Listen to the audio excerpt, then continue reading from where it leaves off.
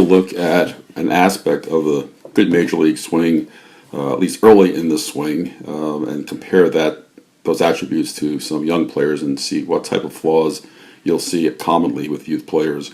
Here we have Carlos Beltran. He, I think, has some of the best mechanics in baseball. I like to use him a lot as an example. The point right now is what is known as the initiation of the swing. So this is after he has taken his stride and load.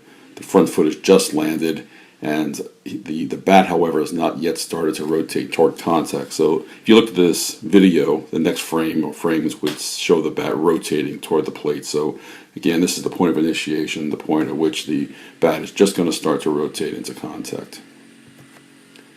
The attribute I'm going to focus on is the lead relative to the lead arm. And with major leaguers, you'll almost always see this type of an arrangement where if you start at the lead shoulder, the elbow, you go down to the lead elbow and then back up again to the lead wrist. Forms what I call the shallow V, kind of a flattened V shape. Again, this is pretty typical with major leaguers. However, with younger players, that's not the case. You'll often see various shapes that are not this sort of shallow V shape, and that of course would need to be addressed with a younger player. I did bring in two young players here who actually are doing fairly well relative to this one attribute. You can see that by drawing those same lines, I drew them in yellow for the younger players. They also form a shallow V. So at least for this one moment, and this is taken, all three pictures are taken at the initiation of the swing. At this one moment, at least the lead arms of these three batters is fairly close. However, let's see what happens as the swing begins. And here's just a little bit later in Carlos Beltran's swing, and you can see that the lead arm is pretty much maintained the same angle. It's a little slightly bent, even though the rotation has occurred, and it's hard to take an exact measurement, but you can kind of see that the lead arm has maintained pretty much the same angle that it started with in the top picture. So as he rotated, the lead arm rotated sort of without changing very much. But let's go look at what happens to the younger players, and the two examples and two different types of flaws that you can see and often do see with younger players.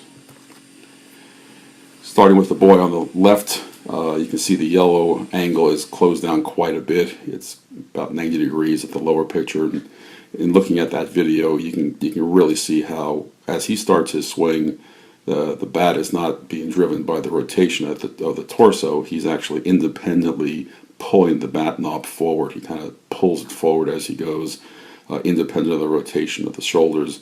This closes down the angle of the arm. It's almost 90 degrees at the lower end. So he's not efficiently rotating the bat. He's using his arm movements to try to manipulate the bat, and therefore would be not swinging optimally, and he'd be losing power.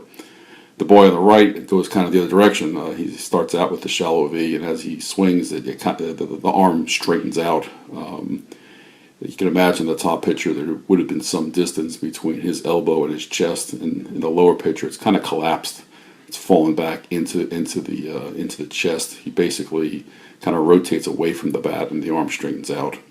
Both of these are fairly common with young players, and something that should be looked at, and try to, again, maintain that lead arm angle will give you the most efficient and elite style swing.